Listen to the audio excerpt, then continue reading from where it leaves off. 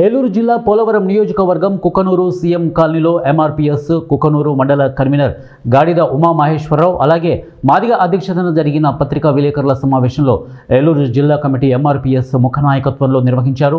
ఈ సందర్భంగా కుకనూరు మాదిగ యువకులపై పెట్టిన తప్పుడు కేసులను ఎత్తివేయాలని ఎంఆర్పీఎస్ ఏలూరు జిల్లా అధ్యక్షులు కొత్తపల్లి మురళీకృష్ణ మాదిగ డిమాండ్ చేశారు.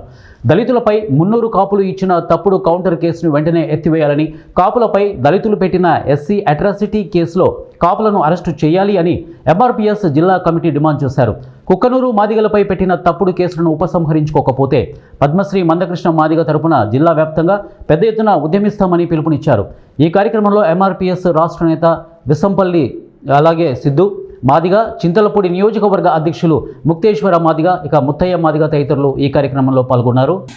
కుక్కునూరు మండలం కుక్కునూరు గ్రామంలో మాదిగ యువకులపై దాడిని ఏలూరు జిల్లా ఎంఆర్పీఎస్ తరఫున పూర్తిగా ఖండిస్తున్నాం.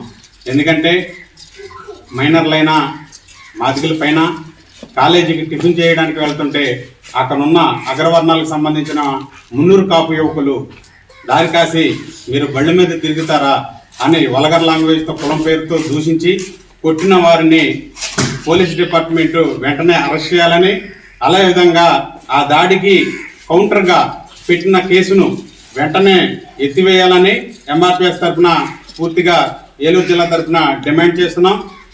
ఈ పోలీస్ డిపార్ట్మెంట్ కానీ ఈ ప్రజాస్వామ్య వ్యవస్థలో రాజకీయ పార్టీలకు సంబంధించిన విషయంలో కానీ ఎవరైనా కానీ మాదిగల్ని కించపరుస్తూ మాదిగలపై ఇంకా రెట్టింపు తప్పుడు కేసులు పెడితే కృష్ణమాదిగ గారి నాయకత్వంలో ఈ ఉద్యమాన్ని ఉధృతం చేస్తామని ఈ సందర్భంగా తెలియజేస్తూ, అదేవిధంగా పోలీస్ డిపార్ట్మెంటు ఈ